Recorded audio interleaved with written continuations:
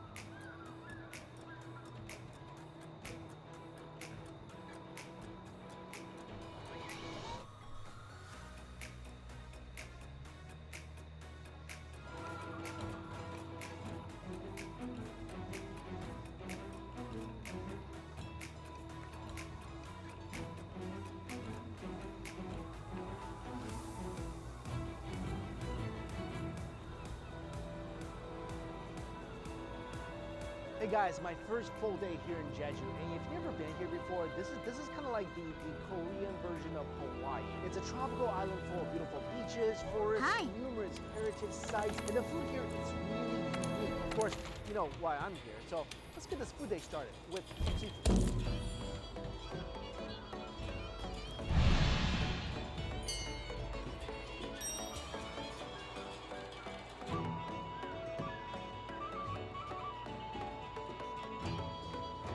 Basically, I asked my local friend here where to go for food, and she recommended a list of places. We're starting out with this one.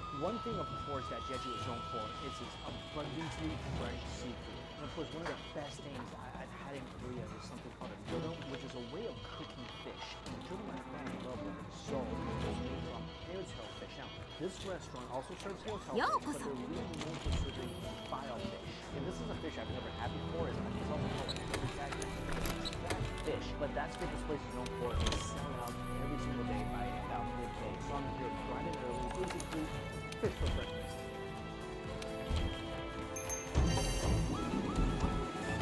This fish is covered with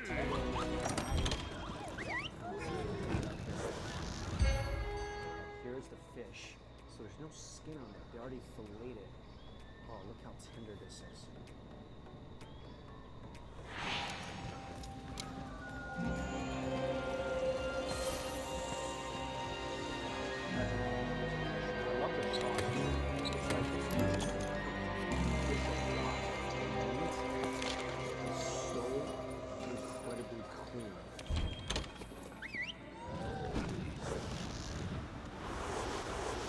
Not a lot of bones on this fish either. And it's so incredibly supple.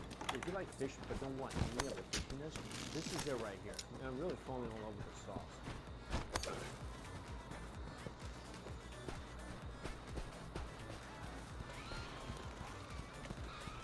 There's the perfect rice compliment. You can see here a couple of beautiful fillets on either side of the fish. And it is extremely, extremely meaty. Just an amazing mouthfeel, like the texture of it is tender, but at the same time it's kind of chewy.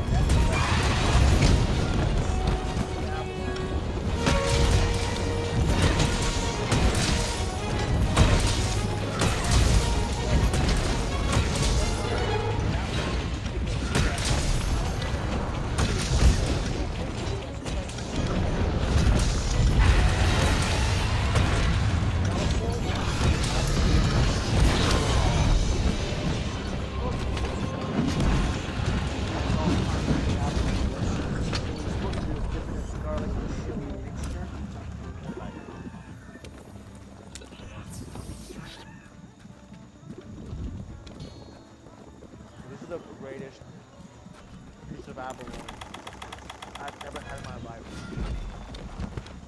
By far. You seriously need to come to Jeju just for that. I'm not even joking a little bit. Sometimes abalone, when you overcook it, it turns into a piece of rock. It's like it's man. This stuff.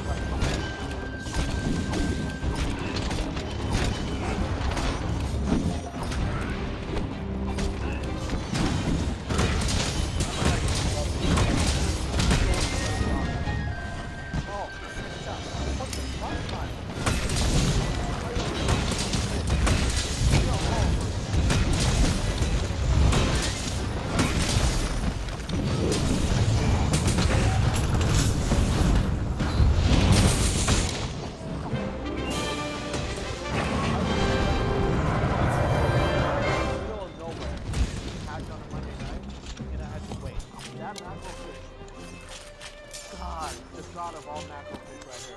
Because this thing tastes divine.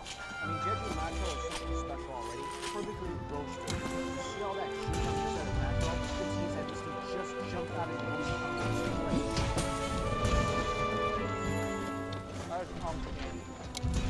I know it's really just some salt on here. This flavor is so good. Alright, I gotta dig into this abalone rice.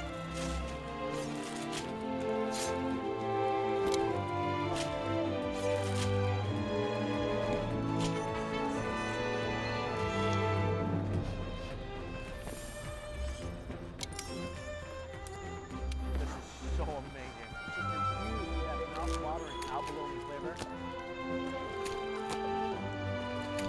Nothing fishy at all with this. Oh, and the abalone dishes in here. Just the most succulent, tender pieces of abalone. Everything is so good. I'm having a borderline emotional meltdown right now.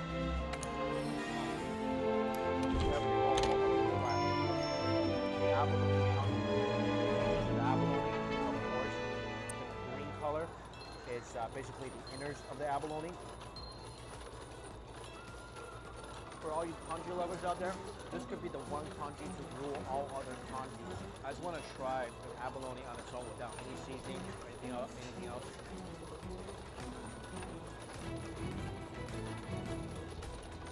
You don't need anything.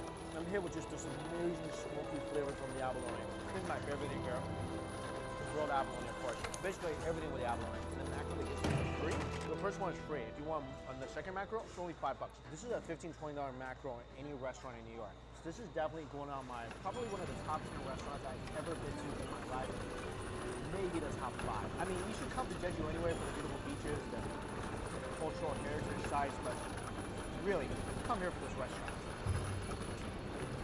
Alright, there's one more seafood location I gotta hit up before I leave Jeju. Oh, I forgot a couple more things. So after the rice is done, you take some hot water and mix that with the bottom of the rice. And the bottom of the rice is actually really crispy. And you seal it and let it cook. The other thing I want to mention is that this place only serves 4 food items. The rice, grilled abalone, the abalone congee, and a raw abalone, which I'm sure tastes amazing. I'm not really into raw food, that's why I didn't get it, but come here and try that as well. Let me know how you like that. The rice is done. Now let's just scoop it from the bottom. This is why initially don't scoop all the rice from the bottom.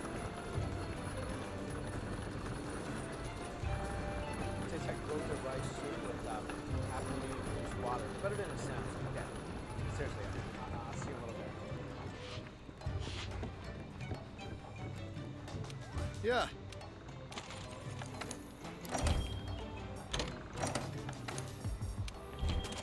Windy day today here in Jeju. Anyway, I'm at the next stop on my seafood tour, and last night I thought I had the best mackerel fish I've ever had in my life. But this place specializes in mackerel. So we're gonna go see how it compares. Alright, this restaurant is real interesting. It's called Mackerel Sunrise, which kind of sounds like mackerel sunrise, but break it down, it's mackerel sunrise. Mackerel is cooked like this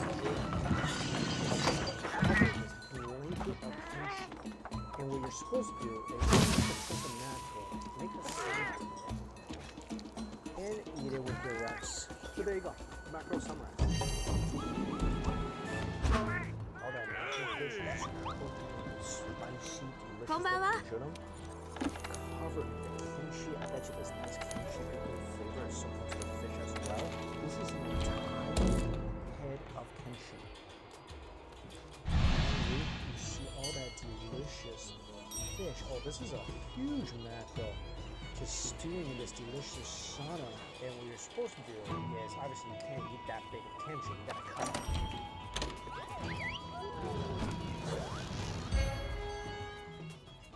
And then what you're supposed to do is arrange the kimchi underneath the fish. So you're highlighting the fish. Also, you're preventing the mackerel from drying. To see I'm excited about this bite, you get a huge understanding. I talk a lot, so it's rare that I'm completely speechless, but I'm just in awe of that. But not exaggerating even a little bit. The mackerel fish in Jeju, it's so much better than any other mackerel I've ever had in my life.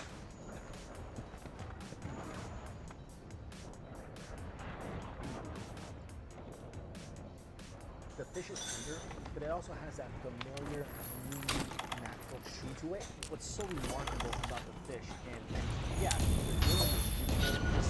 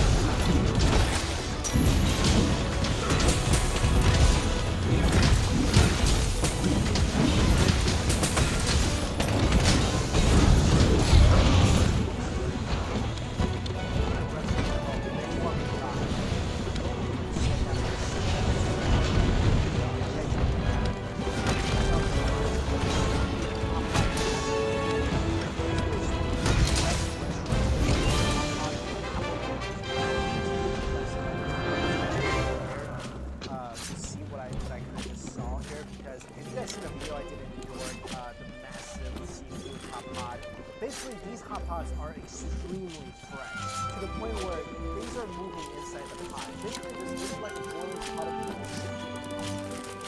That's crab, that's abalone, that's the octopus. Everything is as fresh as it can possibly be. But it was difficult watching this. You gotta prepare yourself to see the food.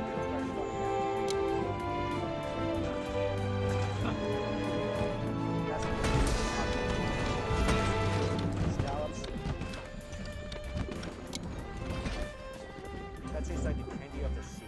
I think it's sweet.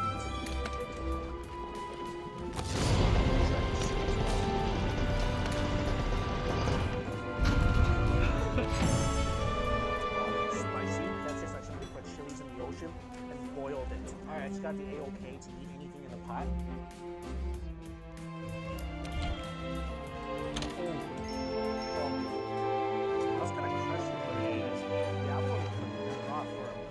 Good 10-15 minutes. I thought this thing would have turned to rubber by now, but oh my gosh, is this ever tender.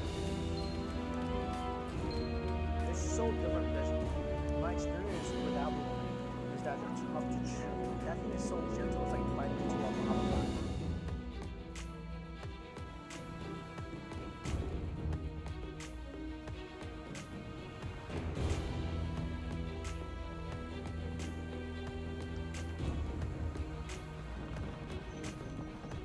This is by far the freshest seafood hot pot I've ever had. My applebee's experience with Jeju has completely shifted my look at the seafood. Right now, it's one of the best seafoods. Oh yeah, that leftover soup, we're gonna ramenize it. Nothing better than simmering down a pot of seafood until all that ocean essence is filtered to the bottom and soaking all that up with some noodles.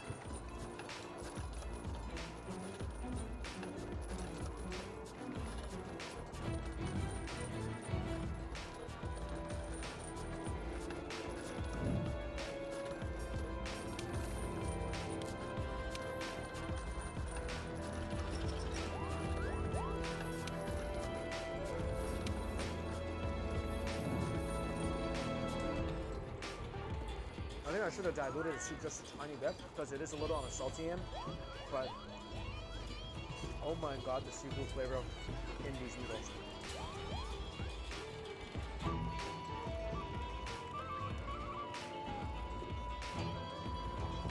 This is a cute cafe. After a hot pot like that, you need some bean soup. I'm at and this is the White Donkey Cafe.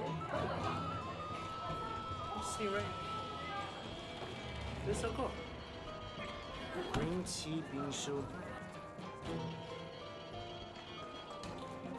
Some ice cream, some green tea jelly.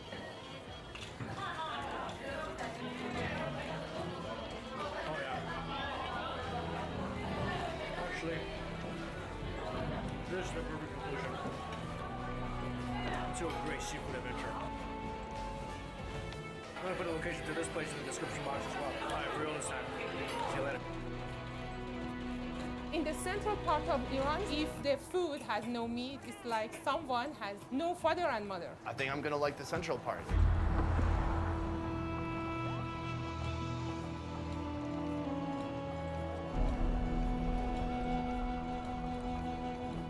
Today we're leaving Iran's capital of Tehran and heading into the unknown. Persian cuisine has its own unique culinary identity.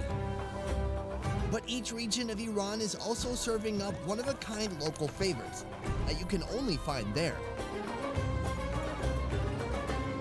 Today we're heading south, diving deep into ancient Persian tradition. I've never had any cooking with pomegranate paste. Discovering foods and spices that do much more than fill your belly. I have a friend who's losing his hair. What do you recommend for that? And sinking our fingers into Iran's most irresistible cuisine. Can I use my left hand too? Yes, of course, why not?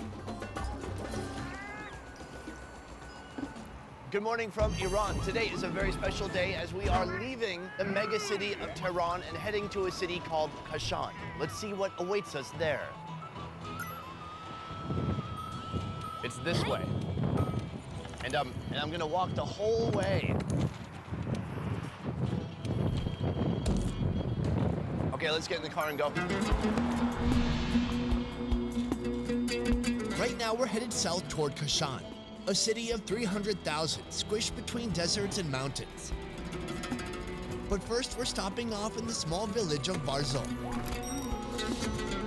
This village is famous for its rose water production and the preservation of traditional homes with meter-thick walls made of straw and clay, keeping the inside cool.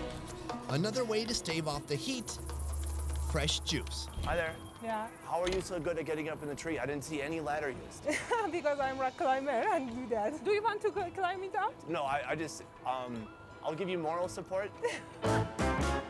This is Targol. She's on a mission to preserve traditional culture in her village, including handicrafts and the meal she's making for us today. What are we doing with the berries? We make jam and sweet drinks and sometimes making lavashak. I know that one. Oh my gosh, that's tremendous. Very delicious. Do you think maybe I could sneak another one?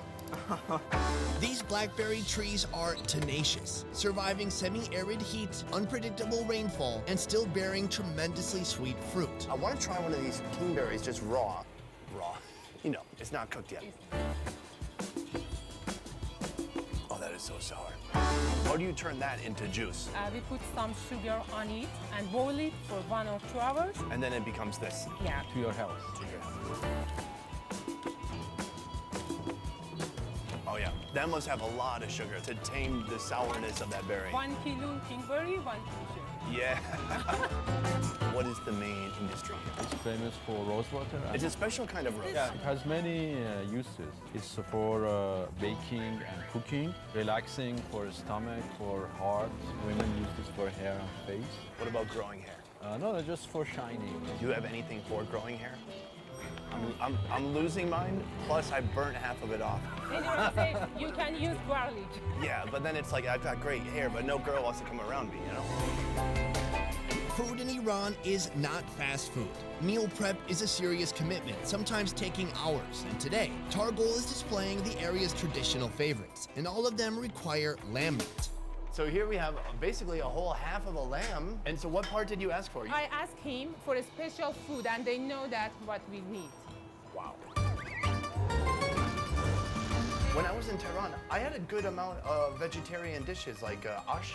Yeah. But here, your full menu, everything has meat. Yes, in the central part of Iran, especially, we say if the food has no meat, it's like someone has no father and mother. I think I'm gonna like the central part. Yeah. I really like If you meat. like meat, yeah. Absolutely.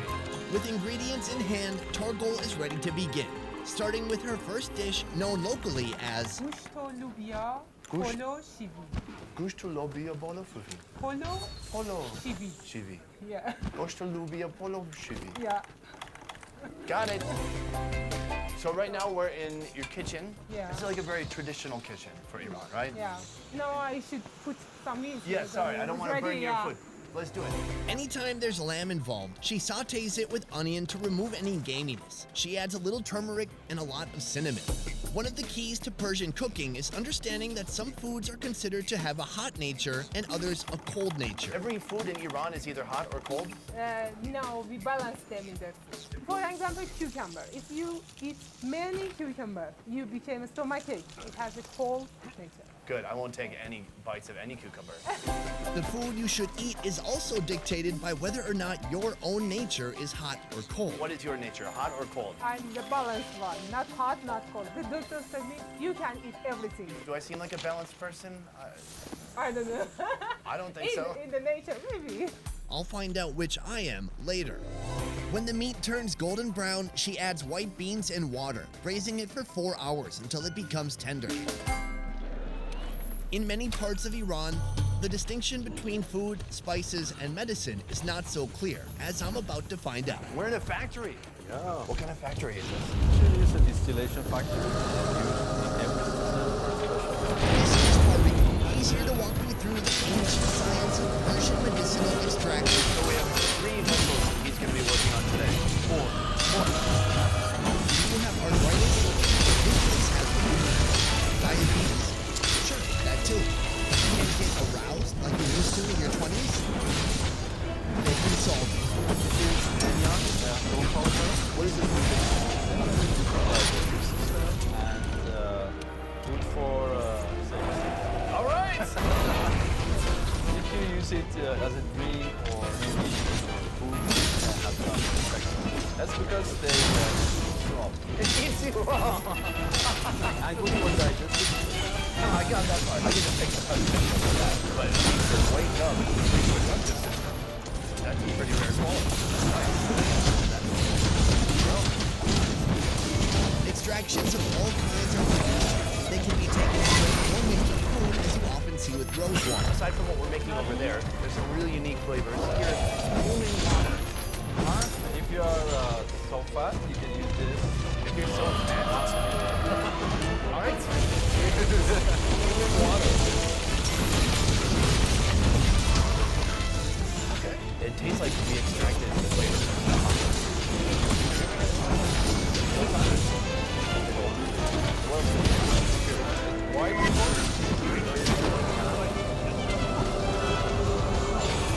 White whiter than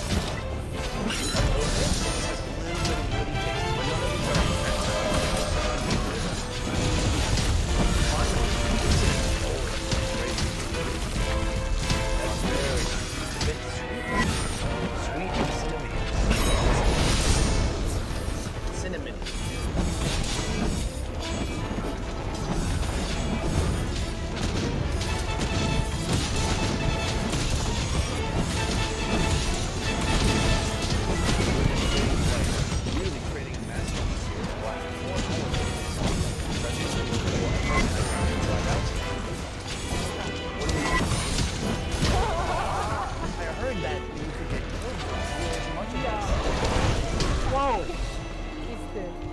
That's the rice.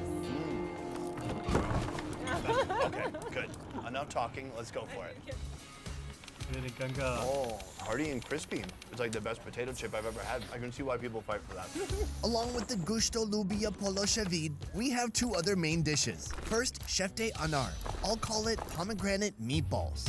Grated onion mixed with minced lamb meat, turmeric, cinnamon, pepper, and chili powder. Add chickpea flour and egg, make some balls by hand, and saute in oil. Oh, that's very nice. So meaty, juicy, it's kind of sweet too. Do you ever put that sauce onto the rice? In some cities, people do that, but in Kashan, no. What are you doing to me? Next, tas kebab, a famous Kashani eggplant dish. Eggplant fried on both sides, then cooked with lamb meat, tomato, and Kashan's signature pomegranate paste. Here, the eggplant has become super soft. That's very good. It's very hearty.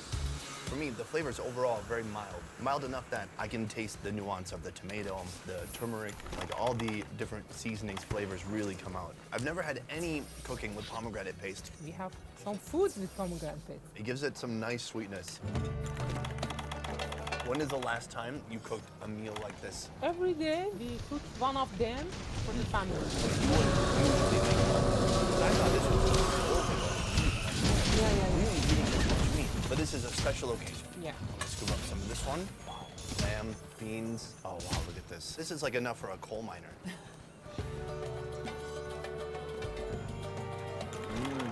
Slow cooked lamb, so soft. And the secret to a delicious bush lubia is the use of bone and long time. Sounds like sometimes you cook it, it takes even longer.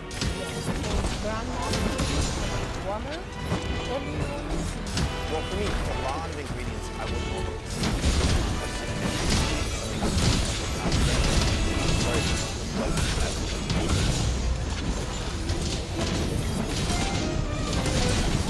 Day 2, Kashan.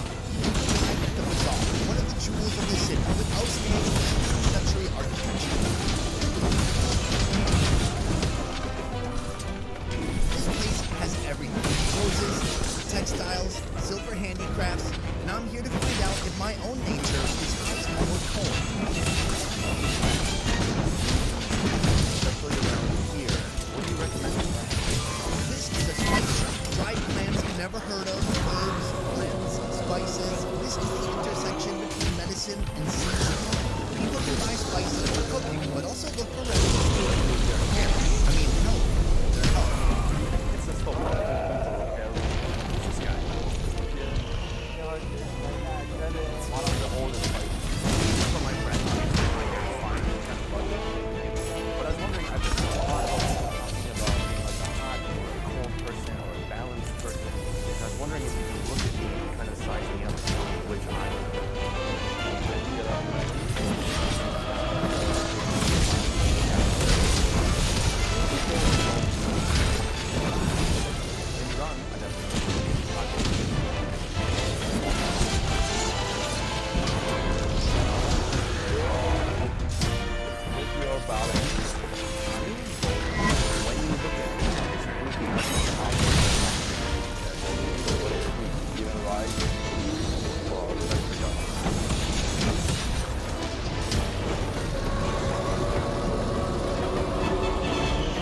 According to Tarbol, since I'm balanced in nature, I can eat everything. Got it. Including our final Kashani delicacy. Can you tell me more about where we are right now? Yeah, we are in one of the old houses in Kashan, Tallahassee House. This is one of the old historical houses of Kashan. Once owned by a merchant over 100 years ago, it used to house an entire extended family in over 20 different rooms. And now it's a hotel. It's a Tallahassee house.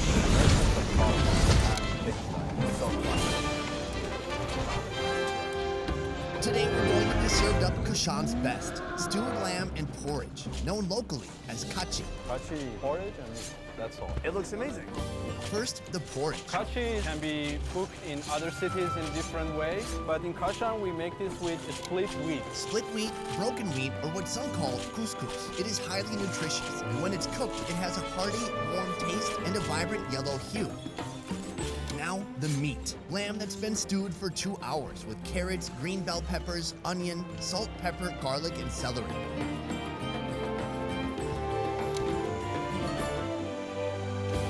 Let's dig in, huh? All right.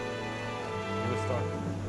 Why would I start? This is the trouble I have in Iran. People are so polite. They always want me to go first, except I don't know what I'm doing. So this is the kind of food we eat with our hands. Yes. Can I use my left hand too? Yes, of course. Why not? Oh, it's pretty solid now. It feels nice. Grab a little meat and the onion. Ooh, do you want to have some too? Yes. Oh, it's outstanding. That porridge is so thick. It's almost becoming like a solid again. How do you say, like, is it yummy? Is it delicious? Hoşmazin. Hoşmazin?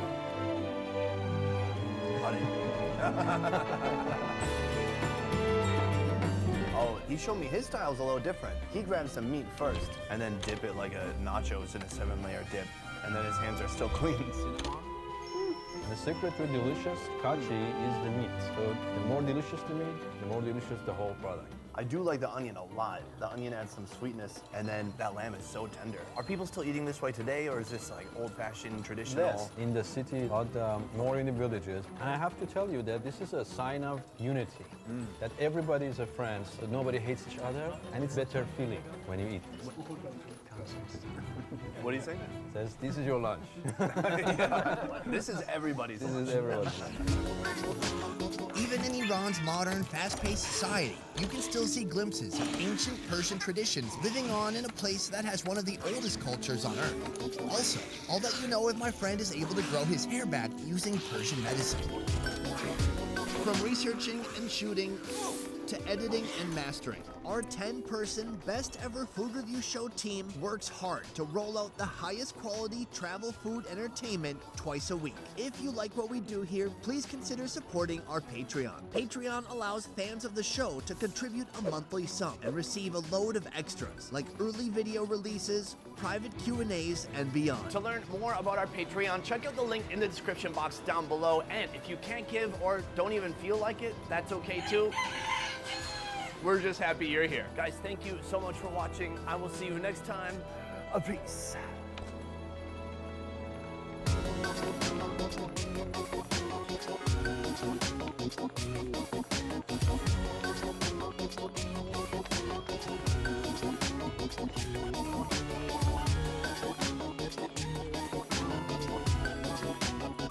And be sure to check out our second channel, More Best Ever Food Review Show, for raw clips and deleted scenes that didn't make it into the show.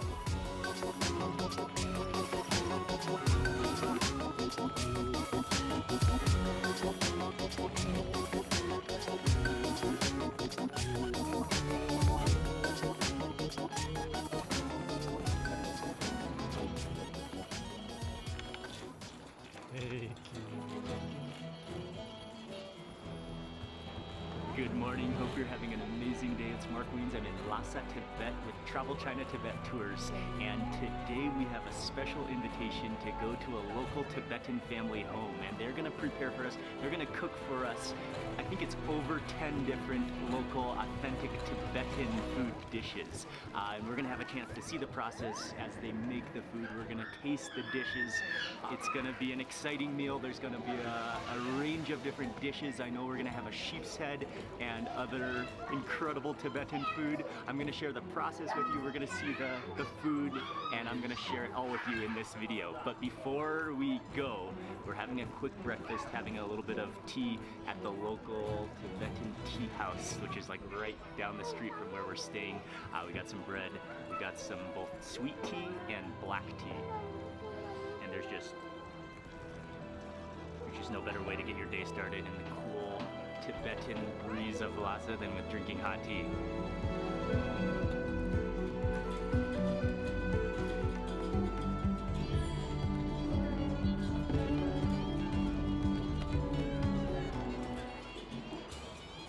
And then this one is a local Tibetan fry bread, which you see a lot of people eating this and even carrying it like in their bags throughout the day to eat. It's like fried around the outside and kind of fluffy on the inside. It's a really good texture. Slightly chewy, crispy from friedness. and gooey on the inside, and then a lot of people also dip it in their sweet tea.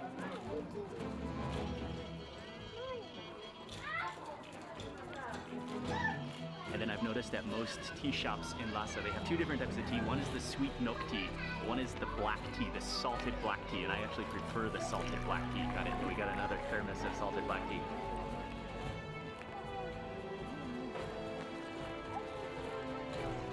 Yeah, it's slightly salty. The tea is like very light in flavor, but it's like growing on me. I really like it, like a soup. Okay, from here, we are gonna head over to the family home and start the cooking.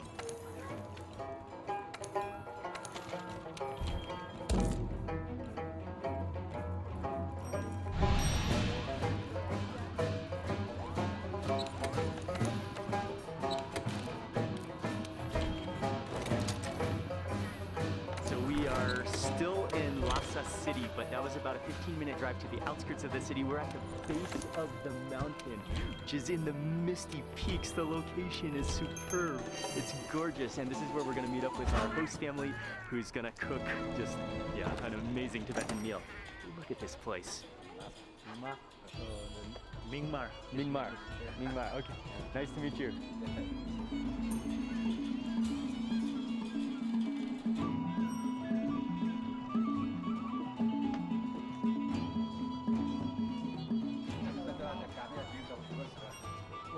Okay, so from the main road, walk down the alley a little bit into this courtyard, a traditional Tibetan home.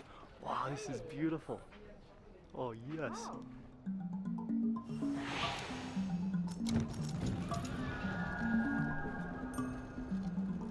Hello, hello.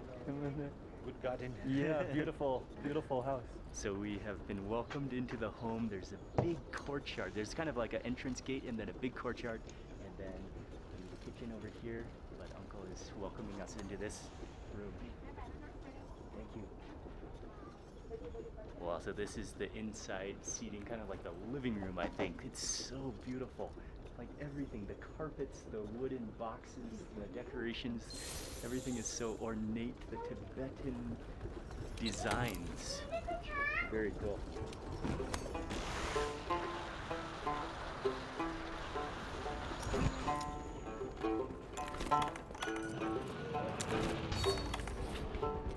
Yeah, so we're sitting down now. There's some snacks on the table. This one over here is a barley rice. There's yak nuts, and there's just roasted barley. And she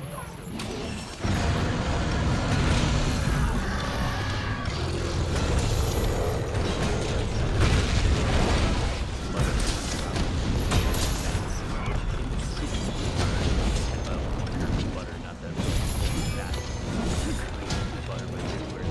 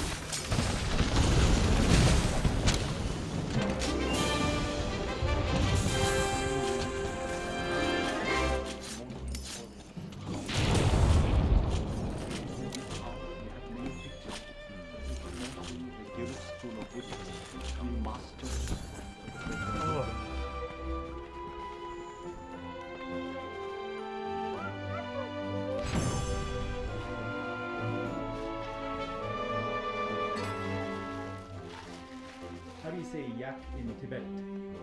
Yak, sha, Yak. yak, sha, Yak. sha, Yak. sha, Okay. sha. Sha.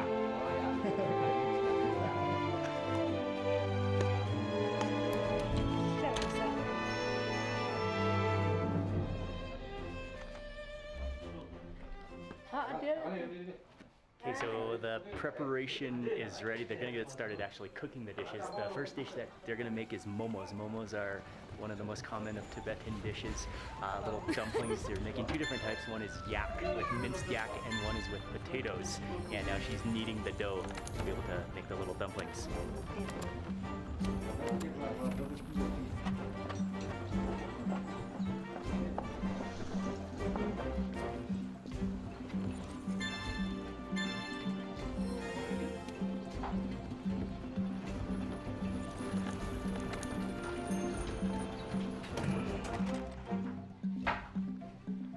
She's so fast at rolling out that dough, and the actual center of the dough is thicker than the outsides. It's thinner so that you can wrap it so that it can hold in that soup from the fat of the yak.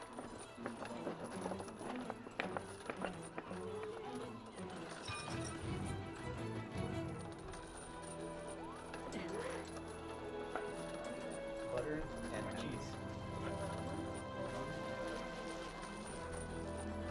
On the other side of the kitchen from the momos, Uncle is making and mixing a very interesting Tibetan dish of yak cheese, like shredded yak cheese. He added in some butter and really like mashed that together, and then added in brown sugar, and he's just mixing and mashing that together.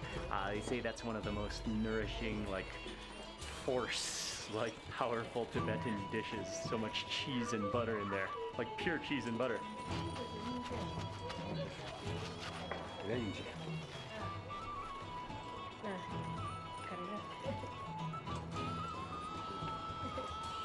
Okay, so the pan of yak momos are complete, and that's using wheat, using dough flour. But the potato momos are totally different. They're not even made with that same wrapper. That actual wrapper is potato, mashed potato. He makes a little ball of the potato, adds in a little bit of the same minced yak meat, and then forms them into little ovals that are going to be deep fried. So it is a momo, but it's a totally different momo, totally different composition.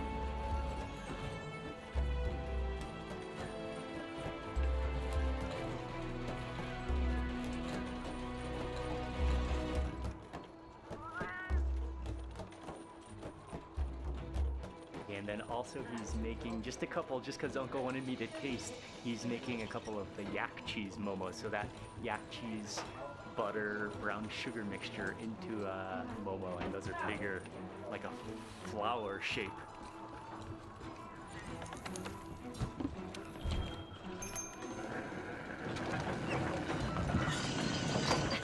Stove is on. I think that's a pot of just hot water because they're going to start steaming the momos. They're going to steam the sheep's head. For the sheep's head, actually, they pre-cooked it last night because they had to boil it for 4 hours, I think.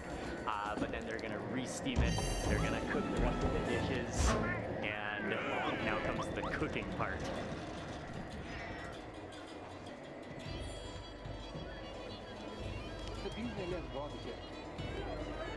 Of the kitchen, he's making boiled yak meatballs, so that's that same mixture that went into the momos, I think. It's going to be a yak meatball soup, so then she added in some vermicelli noodles and also some mushrooms. That's going to simmer away. It smells so good already. Is that curry powder? Yeah. Spices. For the meat.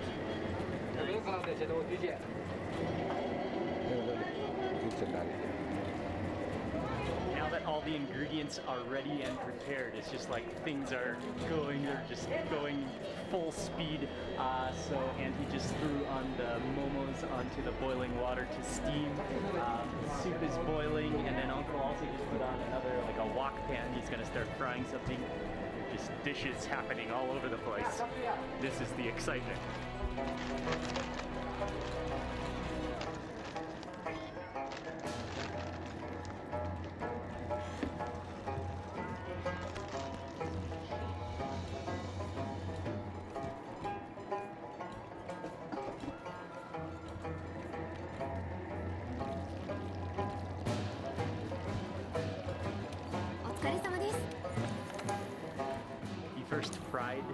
deep fried some sliced potato, and that's going to be cooked with lamb meat. Lamb meat or yak meat?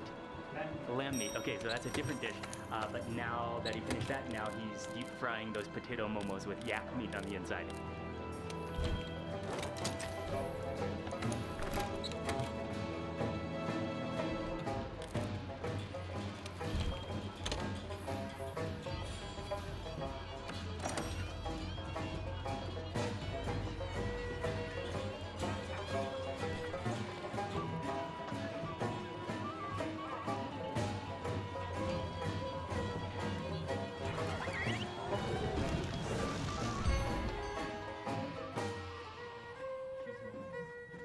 Offering us the cheese momo. This is right out of the steamer. These are the big ones.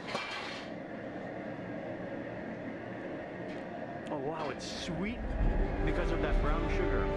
And then the cheese, yeah, that's some strong cheese. That's a powerful cheese we got. And then you've also got butter. So it's like juicy butter. It's like sweet and sour and tasty dumpling. And right as I'm taking that bite, I'll put the lamb on the steamer. 奴の体力を減らせ。排熱器官を破壊。もしくは天井の鍾乳石を落としてダメージを。天井の鍾乳石に火薬が仕込んである。スリンガーで撃って爆破してくれ。相棒、頑張ってください。ご注意。どれだけ奴の体力を奪えるか。それが作戦の成否を分ける。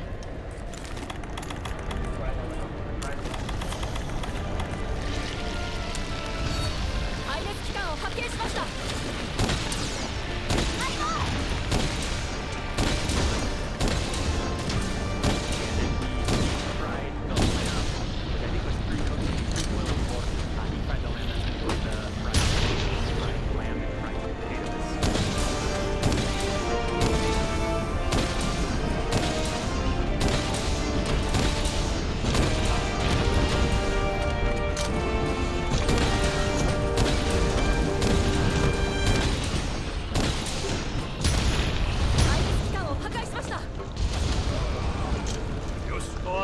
別の排熱機関を探せ。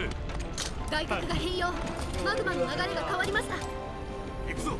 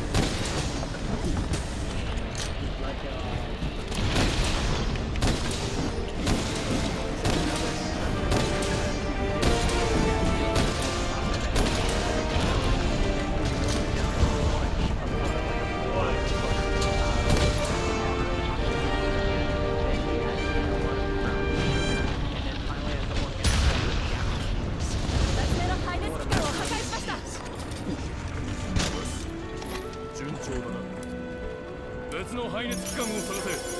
外角が変容。マグマの流れにまた変化が。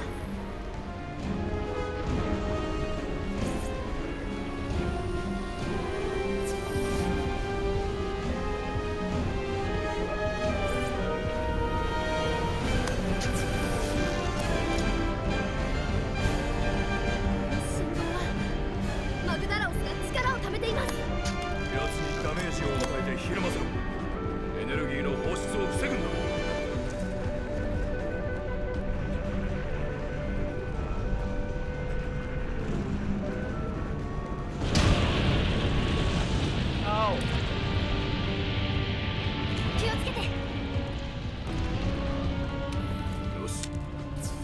これより高速に取り掛かる。背の上のハンターたちは Now we're そ moving のま back ま to the 待 game, 機。 so let me just try to 単 explain 発式 everything 高速 that 弾の just 用意はいいか。 So there's some raw いけるぜ、 back じいちゃん。 that we're going to be eating as well. But that's what's we're going to eat with the raw yak meat is something called sapa, which is ground barley flour. And sapa is a staple of Tibetan food. She put it into this yak skin and then mixed in some. Then we went over to the other room. She poured in some butter too, and then she just like massaged it into the yak skin to the texture, the amount of water, the amount of flour.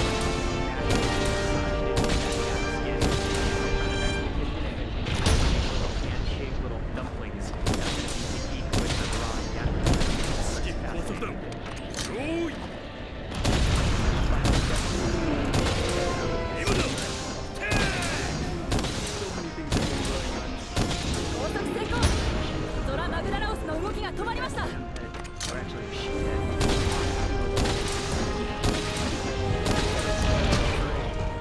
待て。皆止まれよ。エルギガンテナ。やはり。ハンターたちに次ぐ。奴も迎撃準備をしろ。迎撃眼点現れました。外角前方。行け。 Out of this, it's just one of those meals where I'm overwhelmed at the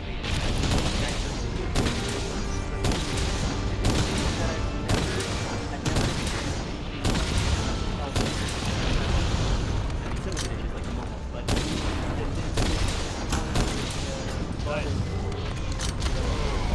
the sampo with the raw yak, the sheep's head style, the ginseng fruit. An overwhelming spread of Tibetan food, by far the most beautiful Tibetan meal I've ever seen. The hospitality, the house, everything. マグダラオスの高速が解けました。 And we're just waiting on the final good. ハンターたちはエルギガンテの撃退を続行だ。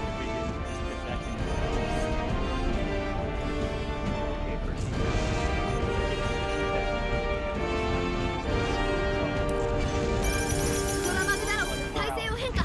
立ち上がろうとしています。揺れに備えろ。振り落とされるな。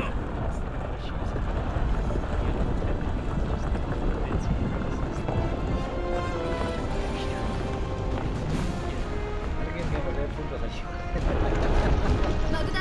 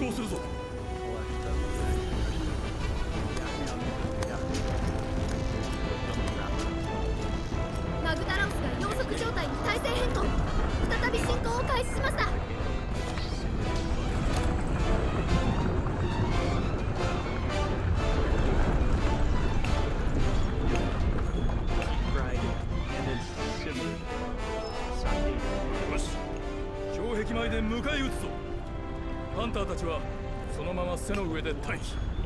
3つ目の排熱器官を破壊しました。 Didn't expect you to be that tender. It's so tender. It is fatty. It is greasy. It takes that butter on it. And then I think there's like being similar with the onions too. Lamb meat, you know it's lamb meat. So,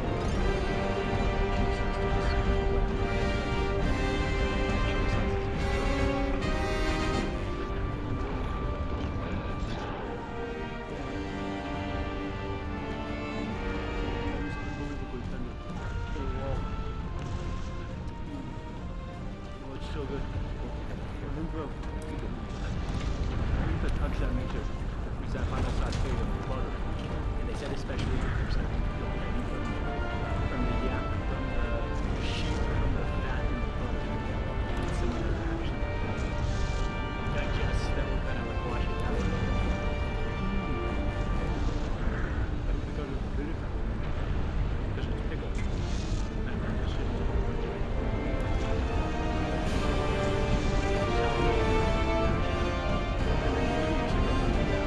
全調査員に次ぐ。これより最終攻防に移行する。ハンターたちはあらゆる手を駆使し、マグダラウスの体力をできうる限り減らせ。文字通り、これが最後の砦となる。障壁を破壊された時は作戦の失敗と心得ろ。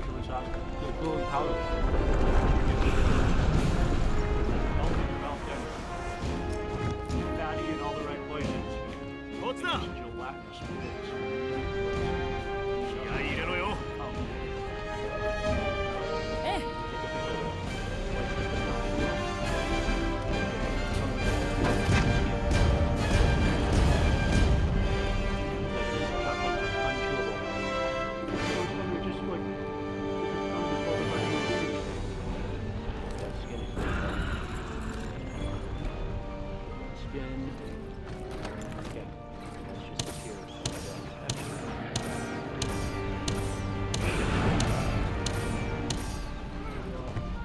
Tenderness is just unbelievable. And that just, again, it just melts in your mouth.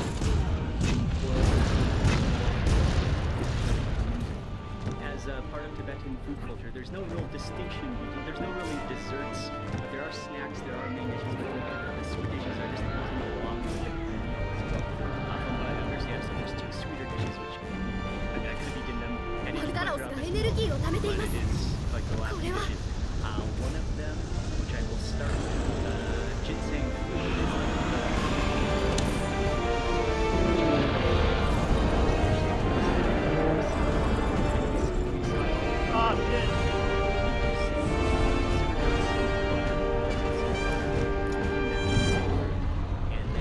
is stir-fried that あの around. 攻撃を and then 防ぐ add it 手 in 立ては an ないんでしょうか。 and then just kind of caramelize it. Sa- That's it. Like 5 minutes done. Let's try it. Different shapes of these. They kind of have a dark, crisp, rich. It is also considered very healthy, very nutritious, which it is, because those are, I mean, they're grown in Tibet at a very high elevation. That's good. Then the other one to try is the handmade pasta dish. さあ、 Water plus yak cheese, brown sugar. マグダラオスの体力減少、まだまだ不十分です。 Oh, wow.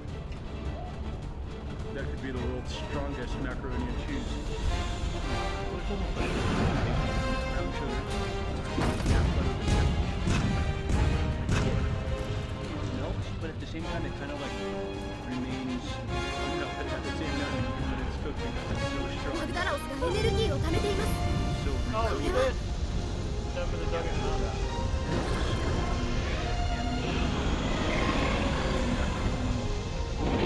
Sweet dishes, they're very, very special Tibetan dishes, very ceremonial, very common. Important days. Tibetan rituals for countries. Yeah.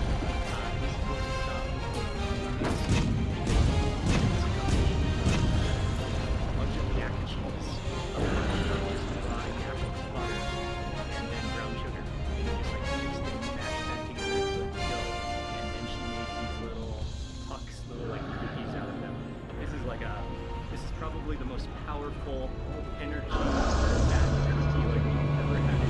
It's like a power bar, the next level Tibetan power bar. Smell the yak in it for sure. That cheese.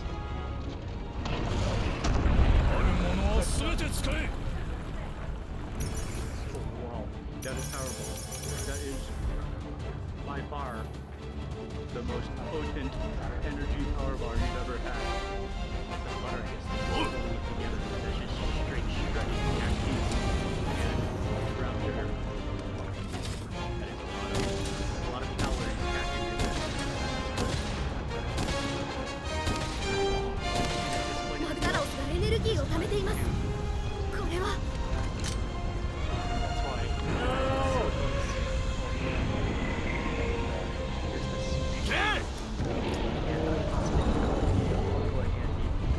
Welcoming us into their living room, their kitchen, I've had Tibetan food for the idea of this extensiveness of this ingredients, of this decoration. So what did that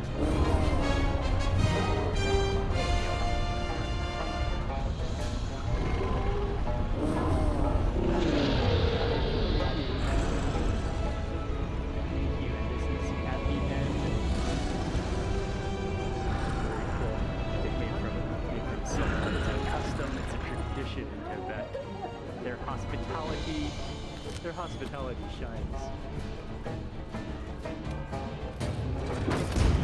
Stepping outside of the condo. Wow, the sun has really come out with this. I also want to say a huge thank you to Travel China for bringing this entire experience. They can customize tours for Tibet. So big thank you to Travel China Tibet. I'll look through the link in the description box below as well. Thanks again for watching. Goodbye from Lhasa, Tibet, and I will see you on the next video.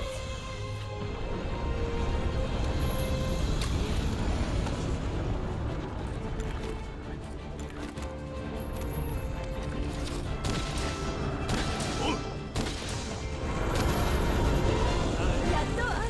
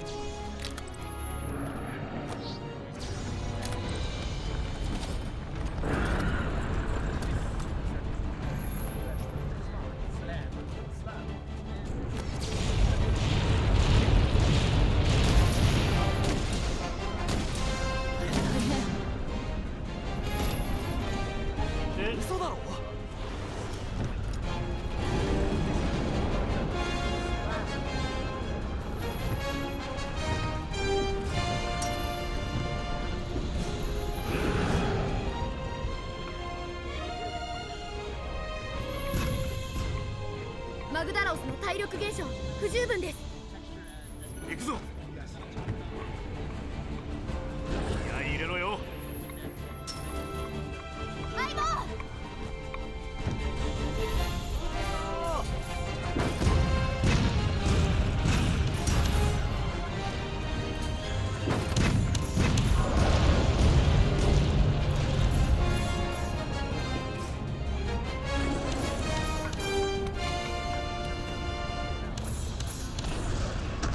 大変です。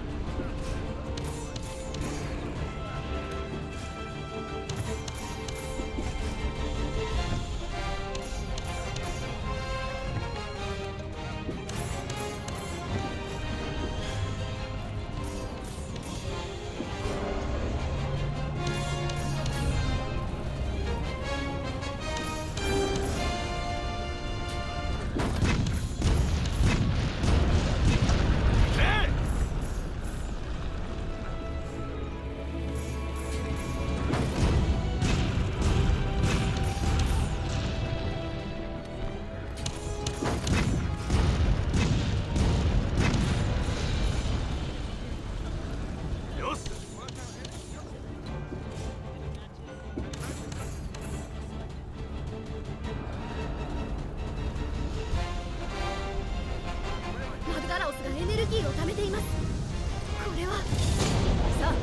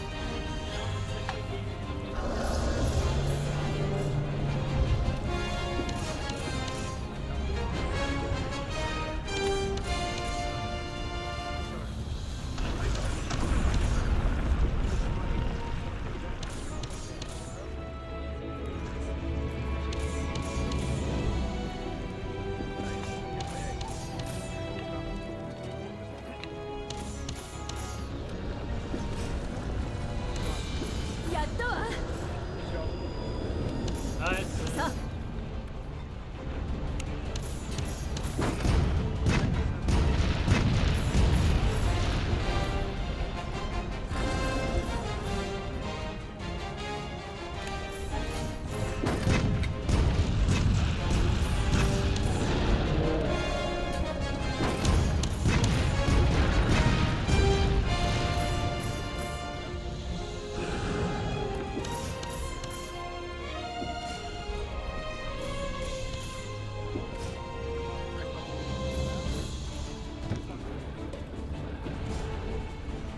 マグダラオスがエネルギーを貯めています。これは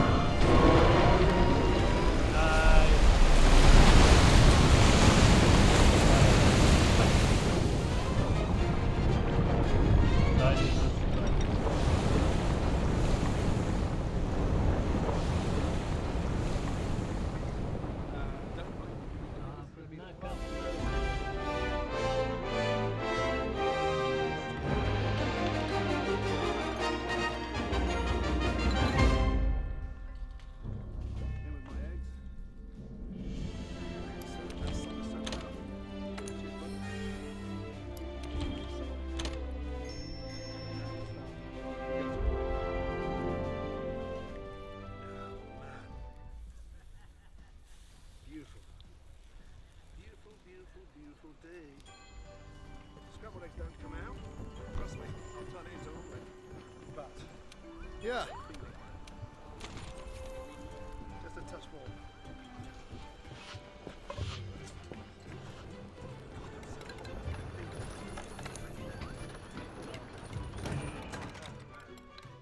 Jesus.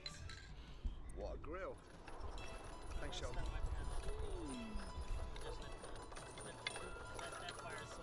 Gotcha. Gotcha. I remember doing my Ironman in Kona, Energy Lab, where the run was, the marathon at the end of the party, and cracking eggs on the rocks, cooking the eggs. Not the most appetizing thought when you're at your mountain and barely can walk.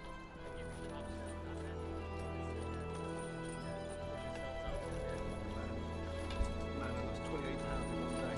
I tell you what, it's a great way of losing weight. Do an Ironman. Yeah. Now, that's coming together nicely. Gently in the old salt. Salt is so powerful. You've got a touch of cream to finish up the way you're cooking that egg. Literally, the residual heat from the pan. And then, we fold in the span.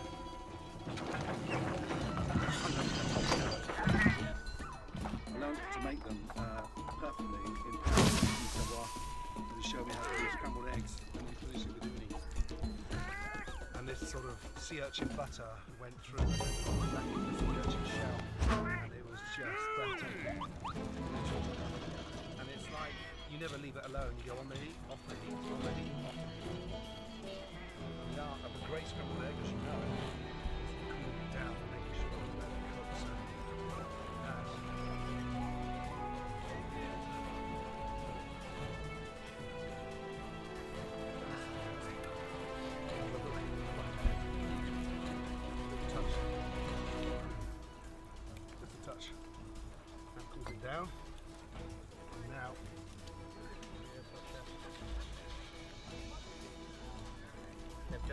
texture by letting it work over there. That's it. On and off of the fire. On and off. 30 seconds on, 30 seconds off. Now I'm going to fold in my spam. Fold that in and literally sprinkle that spam in. That is beautiful. Got this thing Hi. fairly crispy on the ends, but Right. nice and runny. I love that. That's going to be beautiful with the seaweed verde that Seaweed verde. I've got a special one for Justin. So we've got homesick. I'm going to be homesick because he has an old love flag on Hawaii. Anytime he comes here, he goes down the ocean to weep. Not cool, man. Not cool. Come on. I think one was good too.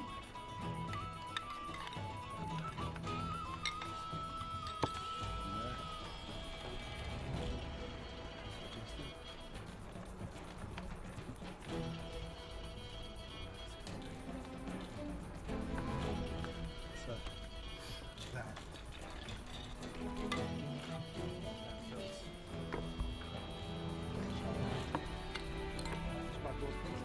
So we've got our slab house-made spam alongside breadfruit, topped off with fried egg and seaweed.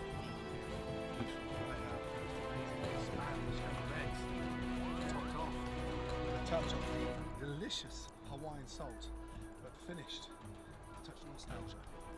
Spam in a can. May I taste mine? I'll taste yours, bud. Oh, love to You good? Swap places, no matter. That looks amazing. So I'm going to literally just plate that egg, Yep. put that over, right in the middle. mix that egg in, put that little seaweed velvety over the eggs. Lovely. That's lovely. Cheers, bud. That's what I call hash. That's delicious. Let me know in the comments what you think of that amazing scrambled egg dish. And if you missed Uncharted, trust me, you can watch it on the link below or on the Nat Geo app.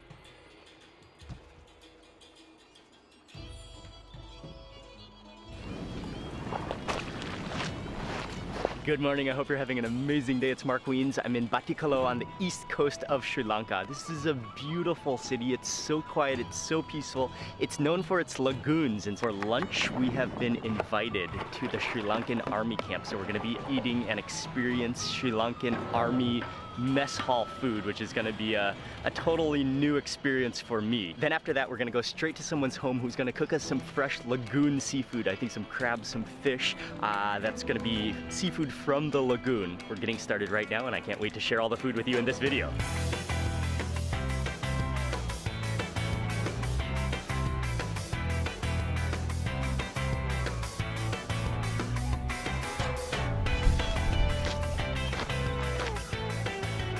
Good morning, Rosena. Good morning. We're getting started, but a slight complication before we head out.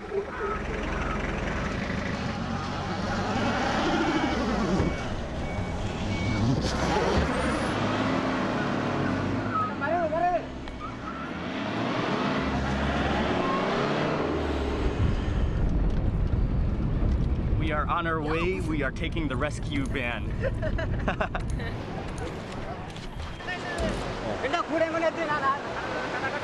As we're driving into the city, we just stopped along the beach because there's a crowd of fishermen who are pulling in the nets. They just pulled in a net. The net is full. They're like little anchovies. Like anchovies, yeah? Little small fish, but the waves are crashing. It takes like 10 men to pull in the net because it's so full. They're so fresh. They're just sparkling, shimmering in the sunlight. This is a beautiful, beautiful setting. It's so clean, it's so fresh.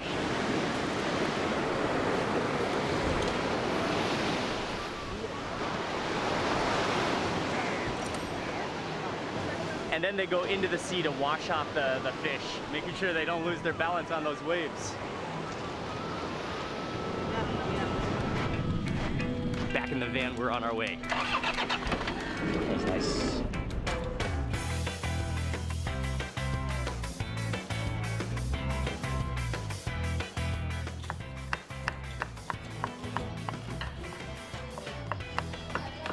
We are on the Sri Lankan Special Forces base in the kitchen now of the mess hall. This is where they do the cooking. This is where they're cooking for the entire camp.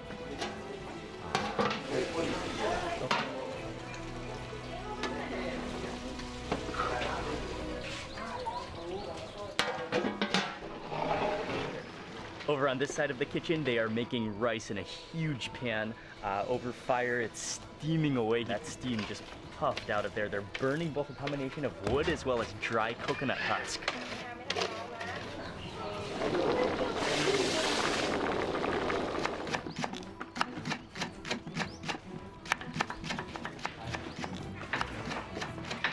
Hopefully that chair doesn't collapse under my weight. Okay, but as they are cooking, as they're preparing this meal for the mess hall for the entire unit, I just want to quickly explain a little bit about what's going on. We have been invited to the Sri Lankan Special Forces unit. The Sri Lankan forces played a huge role in Sri Lanka, very well respected. And just the background of Sri Lanka, it's been through times of war, it's suffered from many natural disasters, tsunamis. The Special Forces were actually created during the war, and they helped create peace. And then in times of natural disaster like the tsunamis, they've been there to help Sri Lanka recover, to rebuild the roads, the bridges. They've been in charge of some of the biggest, like some of the hardest projects in Sri Lanka. This unit of the Sri Lankan Special Forces has been in charge. We're not going to be able to see the entire compound, but they have allowed us graciously to come into the kitchen, watch a little bit of the cooking, and then to eat Sri Lankan Special Forces food. All of the chefs, everyone cooking, they're all officers of the Special Forces. They're all come together, each handling a task in the kitchen. Just heated up some oil and dropped in some lagoon fish. That's also going to be for lunch. Going to fry it. Turmeric made some curry powder on there already.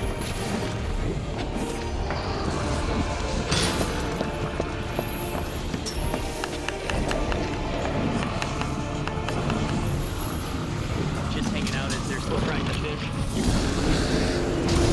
Having a cup of tea, and then they're also still chopping up tons of vegetables. And the officer is also helping us to arrange a fish for the next meal. So we're talking on the phone. We're trying to organize a fish. Not sure if it's going to be a lagoon fish, which would be a brackish water fish, salt and freshwater, or a straight fish. But yeah, there's lots of amazing fish in Bangkok.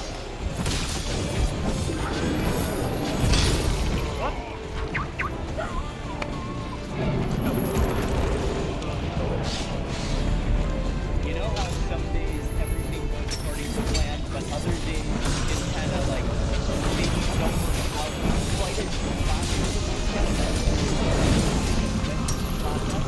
Today is one of those days.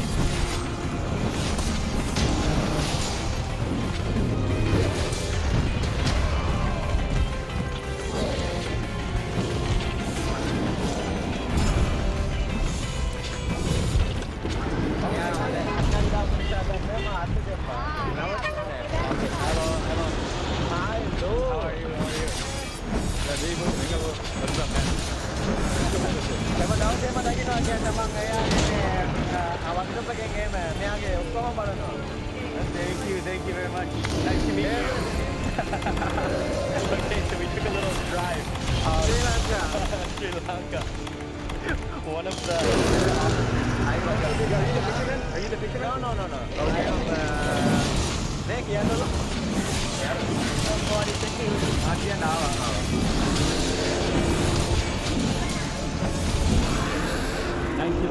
Omega 3, yeah? Omega 3?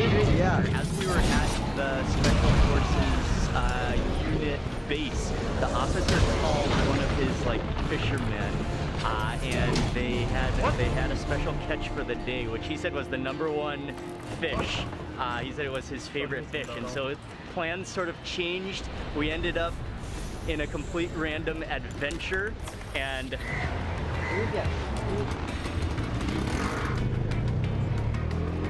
vehicle shift and another slight change of plans. The van is heading back to the hotel to pull out the van again. Still sorting out that situation, but we are in a rickshaw. We're heading back to base camp where we are gonna cook. One of the beautiful things about this region of Sri Lanka are the lagoons, which are, you feel like you're on a series of islands because you just keep hopping from over lagoons and onto little pieces of land that are carved out by lagoons.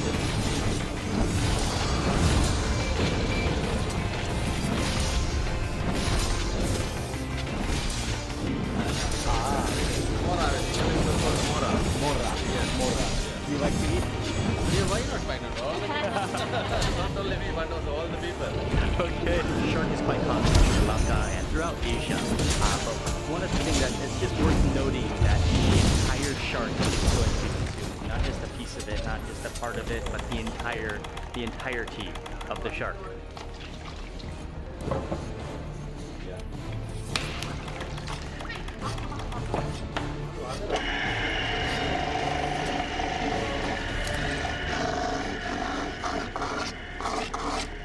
They're gonna make curry sharks, so he just cracked open about 10 coconuts. But then they have their own grinder. That's the importance. That's how prevalent coconut milk and shredded coconut are in Sri Lankan food.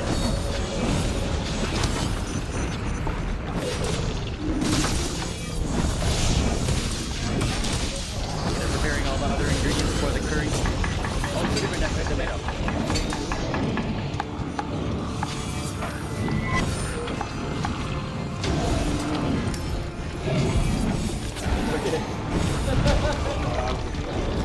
Thank you.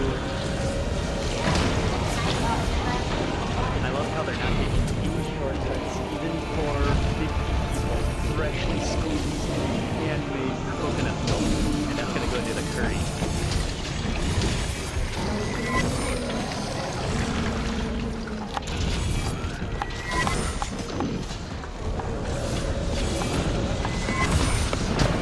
Sri Lanka has some of the world's best cinnamon, and I love what they do. They take the cinnamon bark and they pound it fresh. You can smell that aroma. Taking it out of the mortar right now onto the spice pile.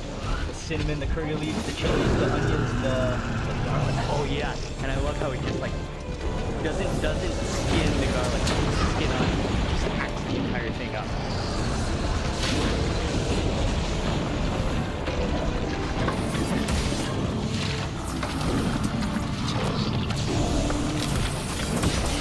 Dumped in all of that spice and all those onions that you chopped up. So it's like mixed before the fire is even on.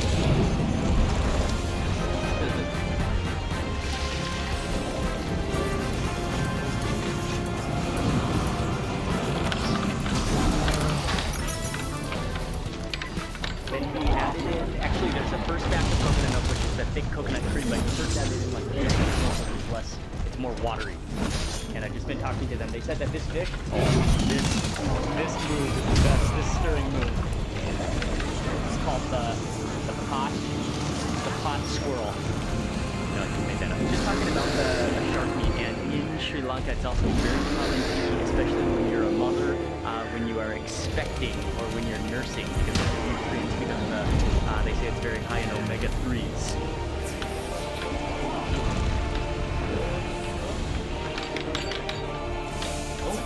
Smelling so good right now. You can really smell the curry leaves. You smell he added in a lot of turmeric in there, the fresh chilies.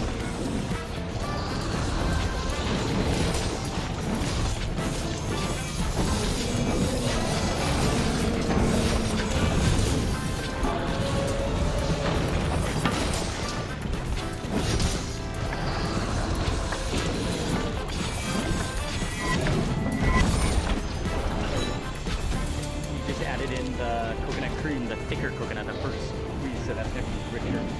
They must be getting close.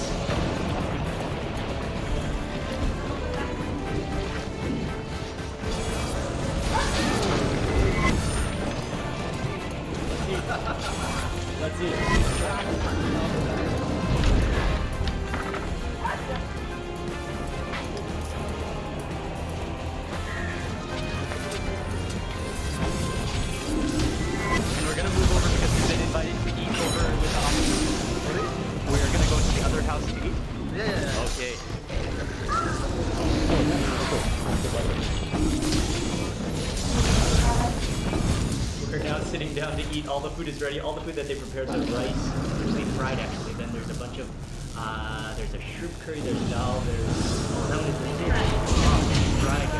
What? So this was all the normal food that they ate. Wait, what? Yeah. And then this is the extra.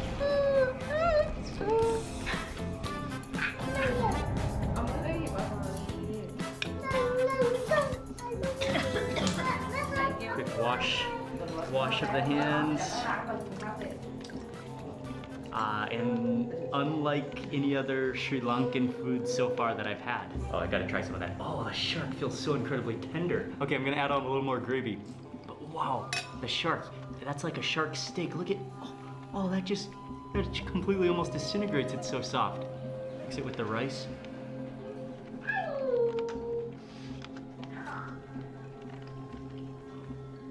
Oh, wow. The shark is amazing. It's like, it's so incredibly tender. It's almost like, and it's like chicken breast in its like leanness. But so, that curry is amazing too. A little bit spicy. You can taste the coconut cream in there. All of the dishes would be typical. It's what everybody ate today for lunch in the mess hall, except for the extra special dish. I'm gonna try some of the shrimp. You can see there's moringa leaves in it, I believe. And you can see it's like totally different. It's like full of greenery. Wow.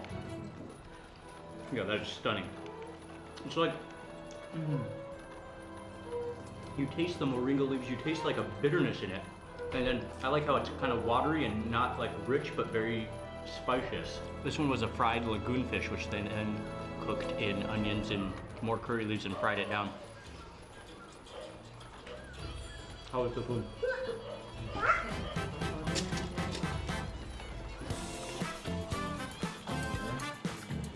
Everything is so superbly spiced, like even the dal, even the potatoes. It's all like, yeah, vibrant, a beautiful mixture of spices. It's amazing food. I'm shocked that the shark is so tender. It's so tender. It's like super soft. Way more tender. It's like chicken breast in texture, but like absorbed with all that flavor. And it's so tasty, right? Potatoes. And those potatoes are incredible. They're so creamy. And again, like the curry leaves, the chili. Wow.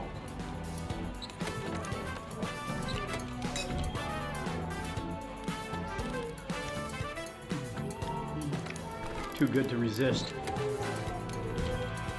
Right, gotta mix it with everything again.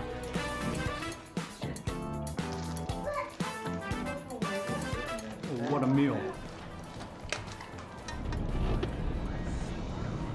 It's getting very late, very fast, but we have one more meal that was actually scheduled earlier, but then the adventure took place, so we're on our way there now to eat another meal. And this is going to be really local, especially Batikaloa regional specialty dishes.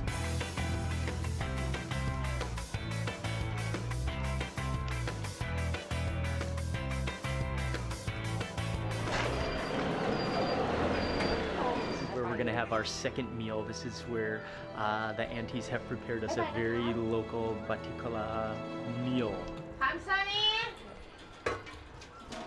Oh, awesome. Okay. I think she's already prepared, because we got here so late. She's already prepared some of the curries, some of the dishes, but she's gonna make for us string hoppers, which are like the rice noodle curl-ups, and eat with the curries, because that's especially common, especially in the morning and at night for dinner. So this is something from this area. Yeah, some coconut milk. Here, there's like half a dozen dishes. The fire is going, the wood fire. Good, very good.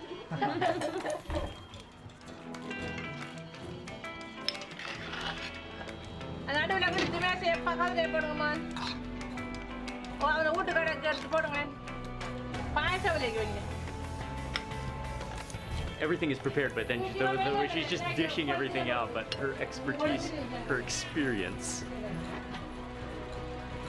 Oh.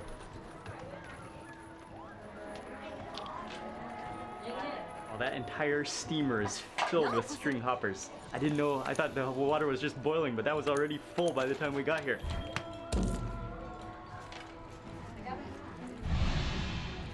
invited us into their home, into their living room. We're sitting on a mat. It's beautiful food. The colors, the display, everything dished out, the string hoppers, and we're getting ready to dig in. You just asked the question, right? Yeah. About this dish, right? And what it is, it's a coconut milk, looks like a coconut milk boil. And what is the local name of it? Pol Pala. But then we didn't know what the English name is, so we just asked, and it's mountain nut leaves? Mountain nut grass? That is kind of a funny name. Start with this.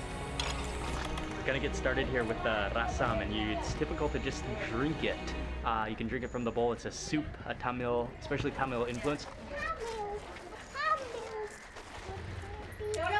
Oh wow! Oh, that's amazing! I wasn't even expecting that much flavor. It is so incredibly good. It's slightly rich and oily, but like refreshing and sour at the same time. Oh, what is that sourness coming from? Tamarind. Okay. Oh, that's beautiful. That's spectacular. Bit of everything on the plate with the string hoppers in the middle, with all the soups and sauces over the string hoppers, the coconuts, I guess I'll try the, what is it called? Mountain nut grass. Mountain nut grass. I'll try that. Mountain nut grass. Oh, mountain knot grass? Nut grass. Really? Not like a nut. N-O-T, oh! Okay, let me just clarify that. It's not mountain nut grass. Mountain knot. K-N-O-T. Mountain, let's call it mountain knot. Okay, mountain knot grass. Wrapped up in coconut milk. It almost like has the feel of sage. Like that kind of like salty. I got.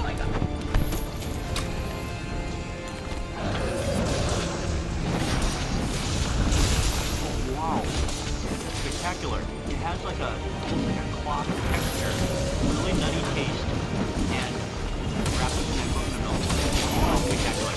Like spinach taste, but with a totally different texture. Moving over to the loose dish. Curry. I'll grab some of the hoppers, string hoppers.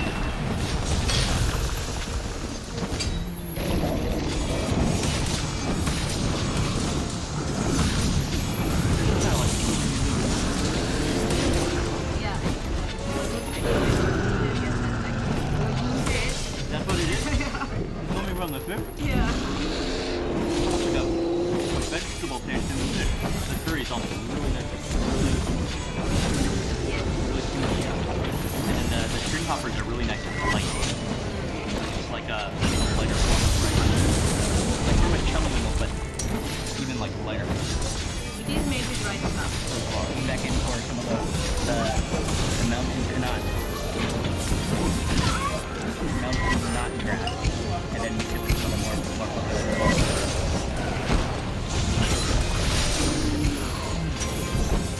It's a mix of herbs and vegetables. Oh, so good. It's so vibrant. But you will not get this all over. Okay. It's kind of. This is like a very. I've had it only in vegetables. Okay. You might get it elsewhere, but I've never, ever, ever in my life.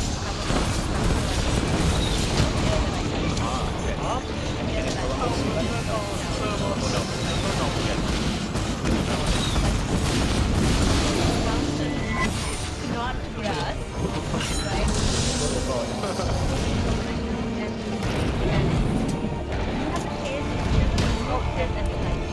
That really is the dish of the meal.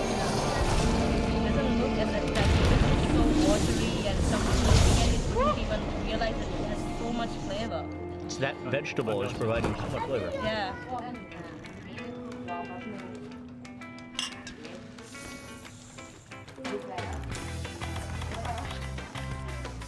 No.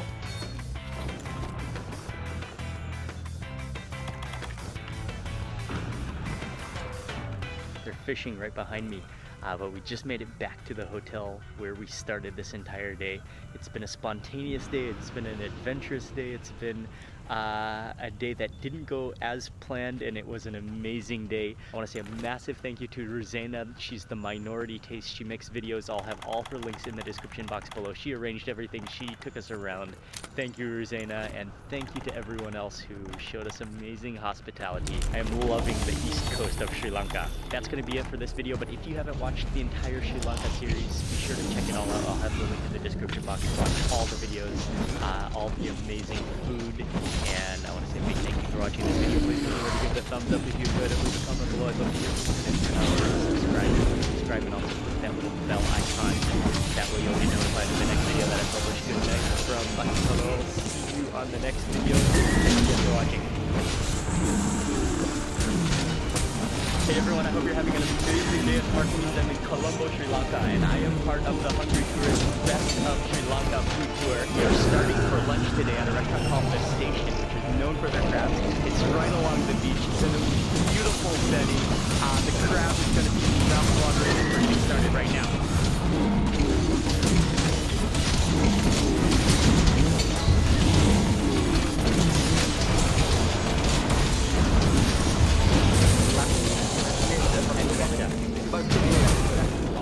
Thank you so much for having us. And the restaurant is called The Station because it's right next to the railroad track, right? Such a cool restaurant. It's on the beach. You have sand at your feet, and you have amazing views of the ocean, the breeze. Beautiful, beautiful place. Nice to meet you. Hello, nice to meet you. Wow. What size are those crabs? There's about 1.4, 1.5 kilos. Oh, even the claws? They were from 1.2 to 1.4 kilos. The claws are monster, like huge claws, like the size of your fist.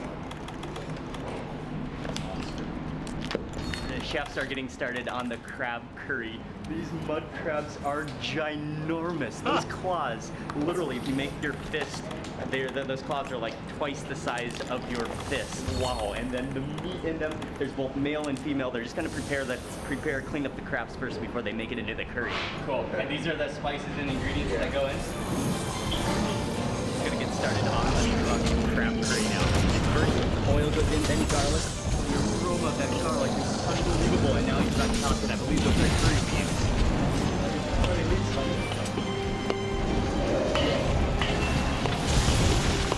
Green chilies and tomatoes go in and just kind of slosh that around. My mouth is already watering, and you haven't even had most of the spices and the crab.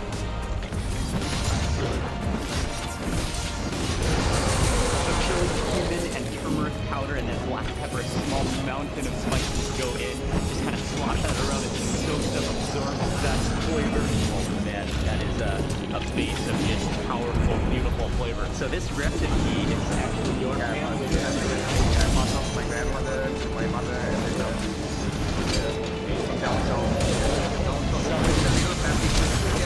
Here come in the crabs.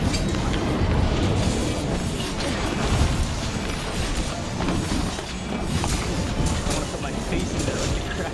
And now just kind of stirring it and kind of shaking it at the same time, just to like coat the crab in spice, that thick, rich spice, get an aroma.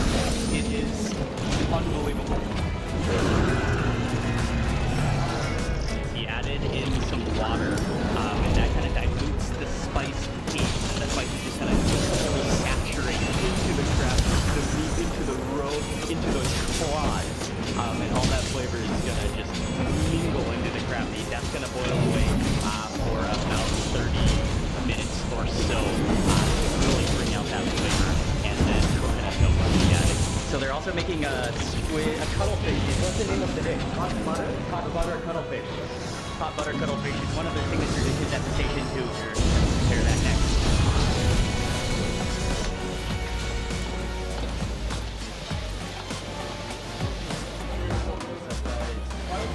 Taste it right here? All right, this is a famous hot butter cuttlefish. The fumes just went up my nose. We gotta taste test it right now. Get it.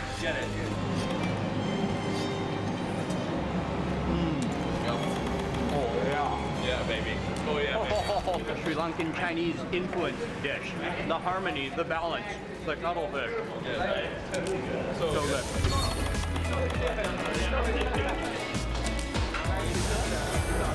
local hungry tourists, Sri Lanka tourists here now.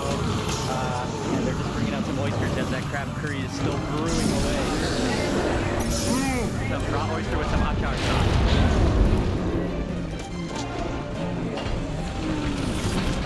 Oh, that hot sauce. It has a fruity taste to it. Back in the kitchen again now, and they are making another type of oyster, baked oyster with cheese and what else is in here? And chili. Okay.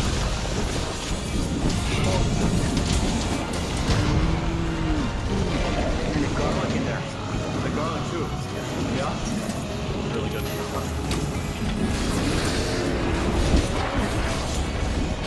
Oh, there it goes. Fresh water cake. Fresh water. Yeah, black pepper cake.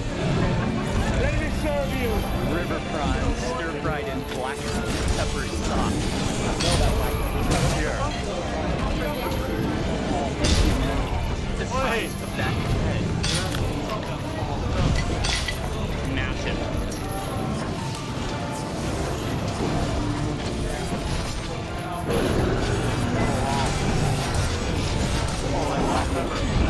Black pepper mustache right now. I know what we gotta do. Oh, dude, bro.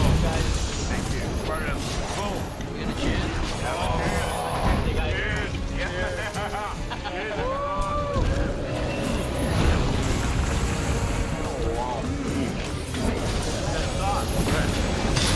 Everybody got thanks to the bomb. A roll, bro. I mean a frick. That's the thing. You taste the pepper pronounced, but at the same time, it's just like harmoniously blended into that sauce. I didn't realize the lobster's coming. Surprise! Surprise lobster! And these are massive spiny lobsters. It looks like they take out the meat and stir fry with some, it looks like the black pepper sauce again. And then you're just like scooping it out by the spoonful. Red line. Okay. All right, you ready? Thank you. Oh, thank you, Lime. Perfect, thank you, Ben. Oh, wow. Dude, it's so tender. Oh, that's unbelievable. Look at that citrus. Melts in your mouth. That's good. That is unbelievably succulent. And naturally sweet. Oh, yeah. So good, man. And if you just said that, they're going to serve the crab now. So I'm heading back to the kitchen. In a bunch of coconut cream, coconut milk, and then a little bit of what I believe is a tamarind paste, like sourness. And now it just kind of like slow boil. The aromatherapy is just out of control. Awesome, and that's an ingredient I wasn't expecting. He just tossed in a handful of moringa leaves.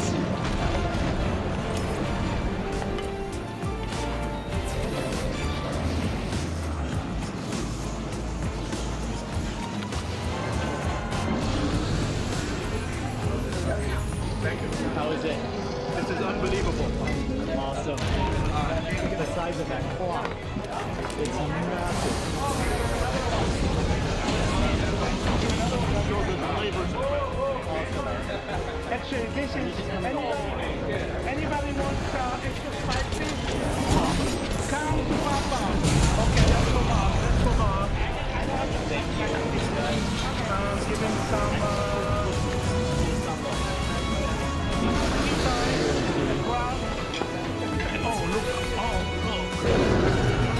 Spicy crab first, literally the entire plate.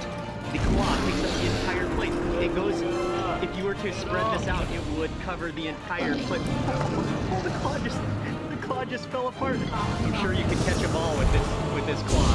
It is huge, and the meat in there is just, you smell all the spice, you smell the curry leaves. I'm gonna see if I can dismantle this guy. Oh. Next method, just suck the meat from the top.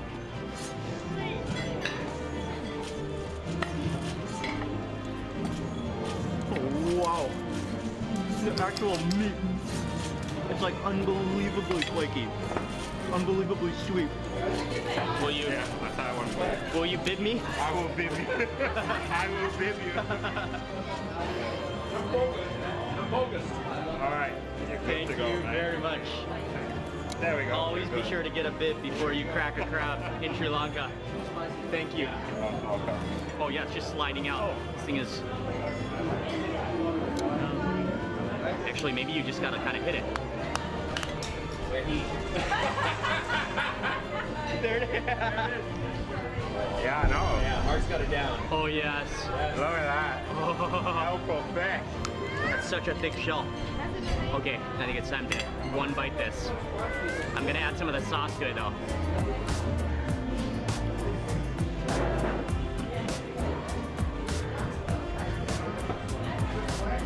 That's just speechless.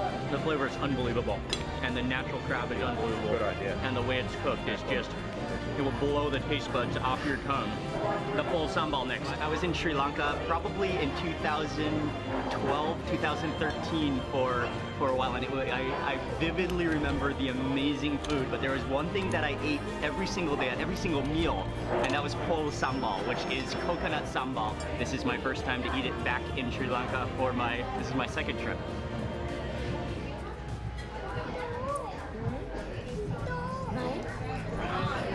It's shredded coconut, there's chili in it, they put some dried shrimp in it. It's so flavorful, it's wonderful. You literally can eat it on everything. Now I'm gonna move on to the actual, this one is their grandmother's recipe, the real Sri Lankan crab curry. You can see the moringa leaves in here, you can see the curry leaves in here, you can smell them. Yeah, of course. Oh wow. Definitely. Oh. You taste the curry leaves, you taste the blend of spices. It's not too overly rich. It's almost like a soup at the same time as a curry, at the same time as you're eating the crab. Body section here. Here into this guy. Oh, it's just dripping and oozing with, oh, look at that. So it's just like stringy flakiness. And that's just been like saturated with that curry sauce because it's been boiled for over an hour with all that. I'm just gonna rejuice it actually. You can never rejuice enough. You can never overjuice it.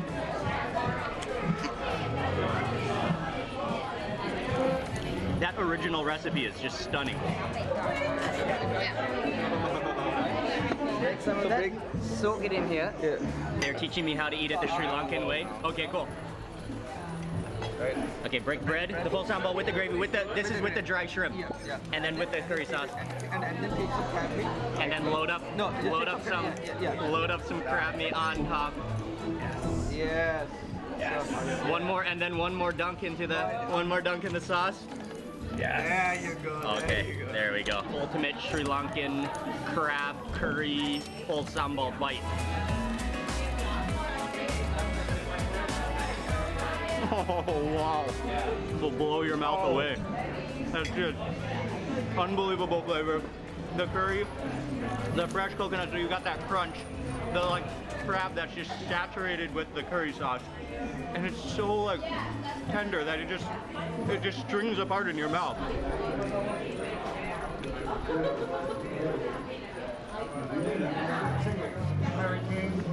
Yes, oh thank you very much. Fly there from where? Oh. Service. Nairobi, Kenya. Thank you very much. It was nice. Wow, what a stunning meal. I think the station is really the first place that every tourist that comes to Sri Lanka has to come to, has to go to. Because here, they open the door for Sri Lanka love. Here they make you feel welcome, and here they give you the pure flavors of Sri Lanka.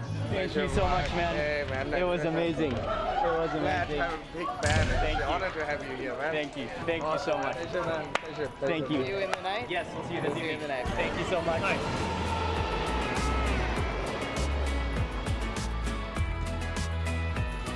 Let me introduce you all to Ruzaina, the minority taste. Hi. She's an amazing person. She loves to eat. She's passionate about Sri Lankan food, and we're going to be hanging out with her a lot during this trip. She's planned a lot of things, a lot of fun, a lot of food. But we finished up at the station. We had amazing crab and just hanging out with everybody. And now it's a few hours later. It is time for dinner. Where are we going tonight? We're going to this place called Punapaha. So it's like a proper Sri Lankan restaurant. A little upscale, but it's run by the Sri Lankan government. But the food is super good. It's local and really good. Cool. And hello. Mark. Mark, I'm Nice to meet you. Thank you very much. Oh, the whole thing's greeted with a stack of beetle leaves, which represents prosperity, long life, longevity, and it's a part of the culture. It's a part of the culture. Thank you very much. They got all the spices laid out here. They're gonna be making a crab curry, but also one of the dishes that's very famous to eat in Sri Lanka is a pork black curry. And he's gonna cook it in a clay pot. That's the traditional style. First is mustard seed. Mustard seed? Yeah. Cream seed. Curry leaves and crab and panda. Okay, so he started off with coconut oil and waited for that to simmer. Then he added in mustard seed, cumin seed, and then curry leaves and pandan leaves. And as soon as he dropped that into the oil, you could smell the aroma, just a poof of like curry fumes came out of that oil. Smells so good. Then he just added in the onions. Cinnamon is about to go in. Lemongrass. Curry powder. Crushed pepper. Tomato. Little bit water.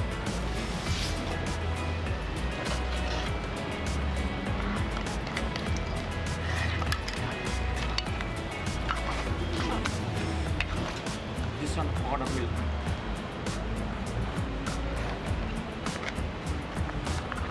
Now it simmers. Now it simmers it cooks for how long? Another 10 minutes, 10 15 minutes. Okay, and then finish. Yeah. The aromas are almost too much to handle.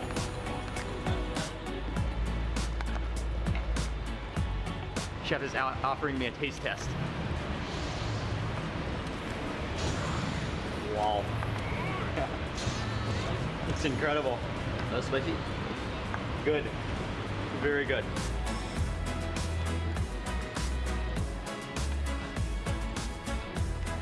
Finished with the crab curry. That is a stunning dish. The coconut milk is so thick, so rich, so much spice in there. Now they're gonna start with the pork curry. Pork black curry. So that's just been roasted curry powder. Tamarind. Tamarind. He first took the pork, then he mixed in the spices, the curry powder, the roasted curry powder, which is just curry powder that's been roasted in a pan, and now he's just heating up some coconut oil that's then going to be fried. Cardamom flour. Garlic. But one of the key differences is that he added cardamom pods, which have been crushed, and now he is adding in some green chilies. Oh, that aroma.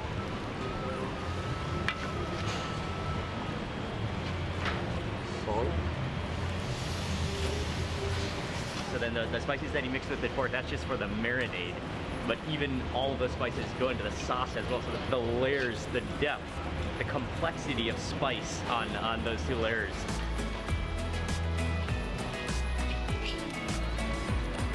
That curry's gonna cook for about 20 more minutes. Just simmer away, let that pork mingle into the spices and the fat melt into the sauce.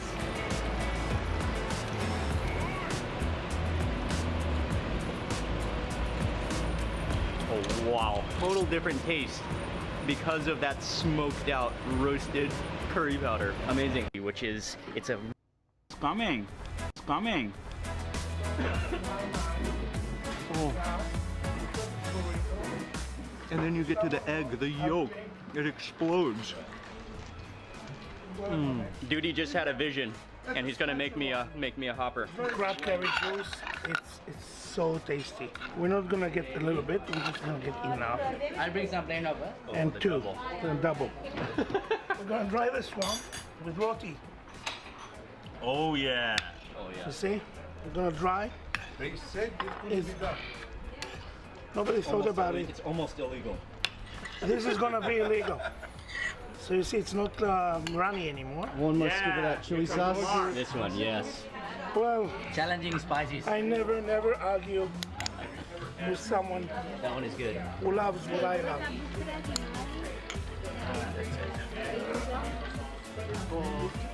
Duty special. You can feel it squishing in your fingers. Oh, Oh, totally. Oh, You have to come to this place. Just finished with this.